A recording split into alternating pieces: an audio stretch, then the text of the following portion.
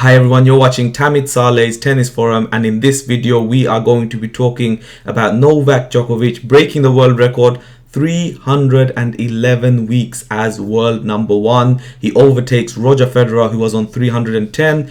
This episode is going to be full of interesting stats and facts, as well as looking at Novak's schedule. He has come out and said he will play Miami, and we're going to see how long Novak can keep hold of that number one.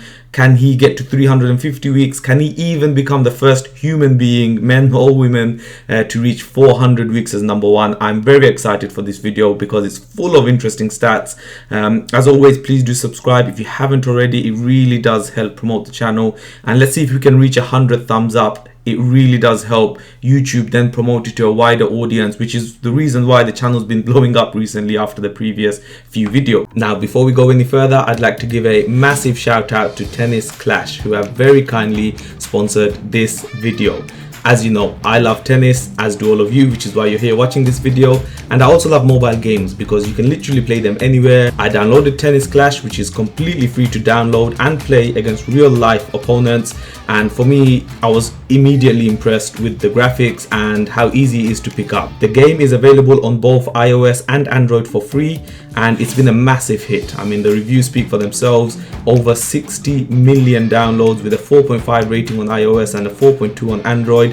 And for me, easily the best mobile tennis game you can pick up. So make sure you go and download it for free using the link in my description below. Now, you've actually joined me here on a match point. As you can see, it's very easy to pick up. You swipe your finger where you want your shot to go, and then you tap on the screen where you want your player to go. As you can see, I love swiping left and right. I'm going to go inside out here. There we go. Should be the match very soon. He's struggling. Got him on the ropes to the left, and there we go. It's another victory for yours truly. And the matchmaking system is great. As you progress through the game, they give you better quality opponents. You can customize your character. You can pick different characters, unlock different characters, as well as working on certain attributes. So what I've done is I focused in on my fitness and also my forehand, which really gives me the longevity in these matches. You can play 1v1 against real life opponents in some of the world's famous tennis arenas. So make sure you go and download it for free using the link in my description below, because not only will you be supporting my channel, which I always appreciate,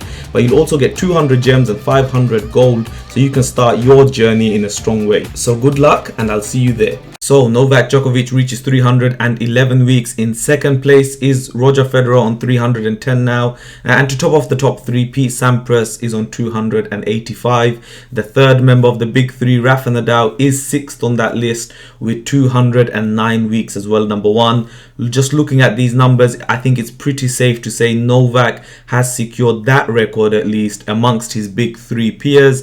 It's very tough seeing Rafa getting another 100 weeks as well, number one. And even Roger, I mean, yeah, he's only 1 week behind right now, but coming back from injury, I think we'd all be surprised if, no matter how good Roger is, if at 39 he comes back to take that number one and then breaking the record, because Novak's obviously going to extend this record. He's already guaranteed to reach at least 319, and I wouldn't bet past him to reach even higher, pushing some of the women's records, which we're going to cover in a little bit. An interesting fact that I saw is that Novak Djokovic becomes only the sixth man in open era, so you're looking at around 50 years of history, only the sixth man to set the record as most weeks as number one. Nastase set it in 1973, and then he set it at 40 weeks as number one. Connors just blew that record apart. He then extended it to 268 weeks. That record lasted for 15 years until Ivan Lendl made it 270. That record lasted for 9 years before Pete Sampras came and made it 285.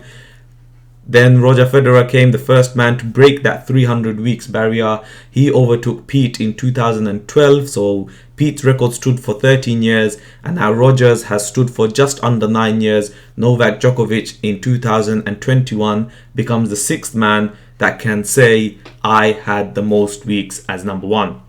What's quite interesting is that Novak achieved it in a very short space of time, relatively, because he first became number one, of course, in 2011 after that stunning year, beginning of the year especially, that he had in 2011.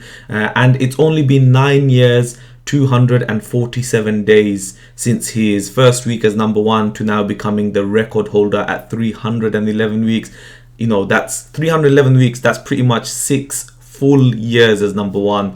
He's done that in the last 9 years, 247 days. So an absolutely amazing achievement from Novak.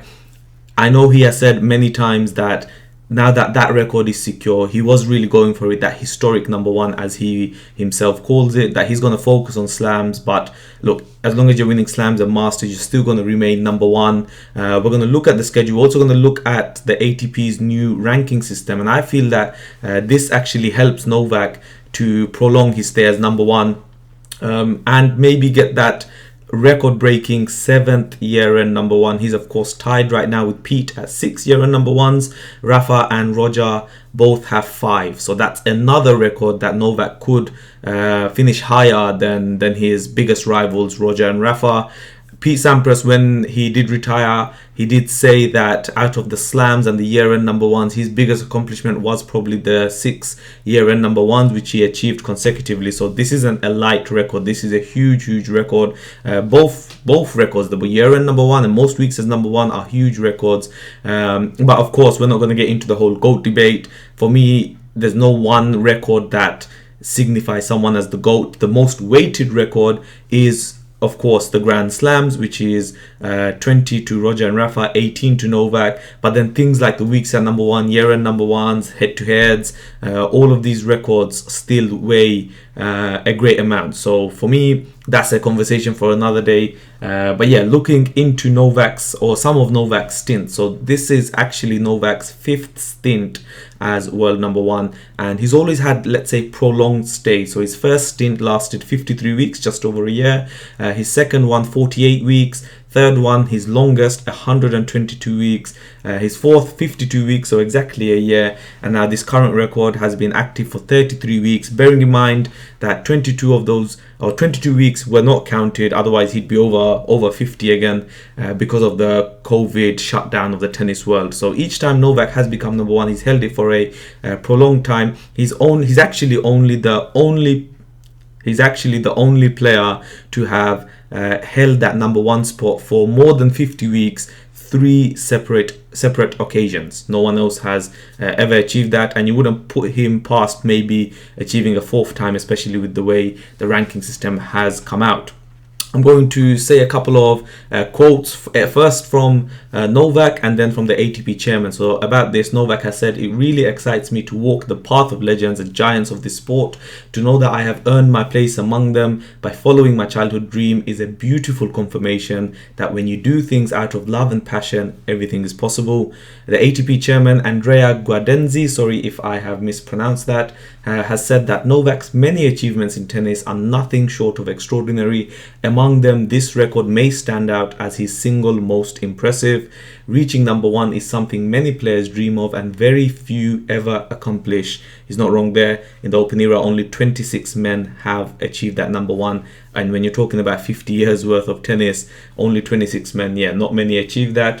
And to have held the top spot for longer than anyone is a testament to the levels of sustained excellence that Novak has redefined in our sport. So very nice words from the ATP chairman. One thing I must say is that looking at social media, every time some of these records, and it's not just Novak, probably the most for Novak, but anytime these records or they're on social media, it seems that the tennis community becomes very toxic, that straight away it's become a big 3 GOAT debate. Sometimes I think we should just enjoy some of these records as they are. Now, before we look at the schedule, I thought this would be quite interesting to bring up. There are a few players who do have longer weeks at number one than Novak. In the Open era, there are 3 women.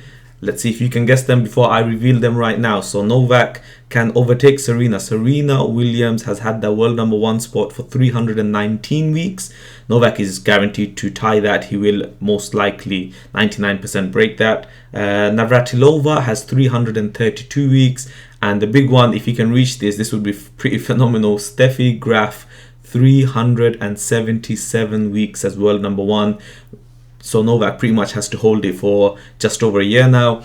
I was looking even deeper, and some of these records are very hard and obscure to find. So we know this is the Open era record. Now when you look at previous greats like Bill Tilden, Rod Laver, look, I know they had some matches in the Pro Series, Amateur Series, all that sort of thing, but I think it'd be interesting for you guys to know. Rod Laver actually was number one for 353 weeks. Gonzalez was 356. Renshaw was 366, and Bill Tilden actually held the world number one record for 368 weeks. So look, end of the day, Novak's broken the record, the Open era record, but these are some interesting numbers to have a look at. It's funny that the last three men I actually mentioned all had 7 year-end number ones, something that Novak probably does want to get, because it would break that tie with Pete.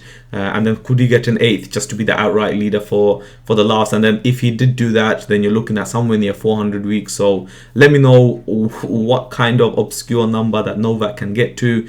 And yeah, I just don't see the other big three members beating this record. We're looking at the next gen player now. I think Thiem is too old to even consider breaking this record. I think Medvedev is even probably too old. He's 25 years old now.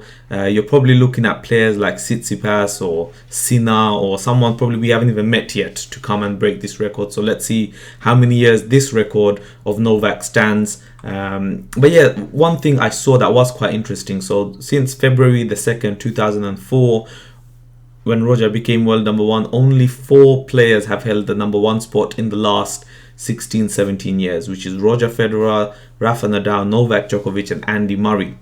And I was looking at the 3 previous number ones, who are, let's see, it was Andy Roddick, Ferrero, and Hewitt. And when they held the number one, they were 21, 23, and 20 respectively. Now you're looking at these big 3 plus Murray. Roger's 39, Rafa's 34, Murray and Djokovic are 33 years old. So, you know, it is really time for the next gen to stand up, because we were having 21, 22-year-olds as world number one. Now, look, I get it. The big 3 are just a freak of nature, but I think it's really time for the next gen to step up. And one player that could have potentially taken that number one, still can, of course, is the new world number 2 next week, Daniil Medvedev. He will reach number 2 next week on March the 15th. But his journey, or let's say his chances, have slimmed down a bit due to the whole change in the ranking system. Of course, that performance in Rotterdam, losing in the first round against Dusan Lajovic, it wasn't really what he had planned. I was actually very disappointed in what I saw from Daniil. He just didn't seem like he wanted that victory enough.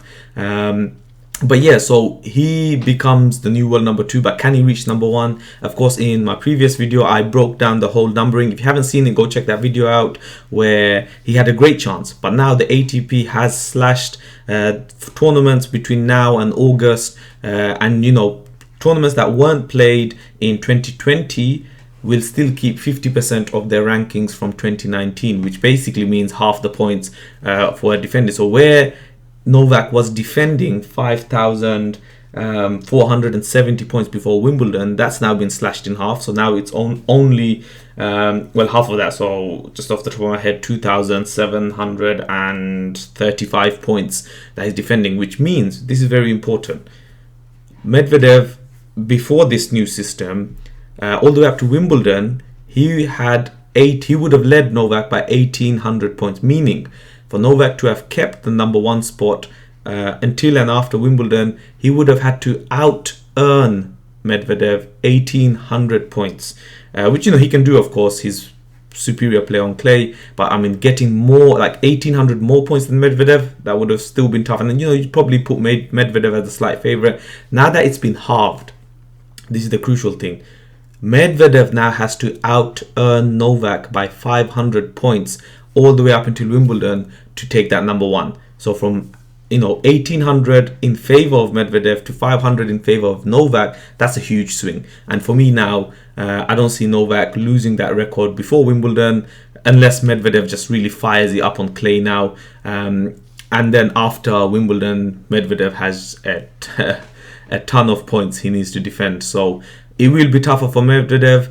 I can see Novak holding on to that world number one for the majority of this year as well. Please let me know your thoughts on how long he can hold it, how many weeks he can get to, because we are now looking at some crazy numbers. And a fun little stat to end this video on, this of course also takes Serbia up to number 2 in the world in terms of country with a player as the tennis world number 1. The number 1 country is of course the USA with 896 weeks as number 1. They've had multiple world number 1s over their history. I don't know what's happened to US tennis, but yeah, Serbia now number 2, single one-man army, let's say, on 311. Third place is Switzerland with another one-man army of Roger with 310. So that's a fun little fact for the Serbian nation. To wrap this video up, once again, massive thank you to Tennis Clash for sponsoring this video. Please do click on the link in my description and download the game. Help support the channel, which I always appreciate, and it's actually a really fun game, and I've actually been hooked on it for the past few days. But yeah, I'll wrap it up there.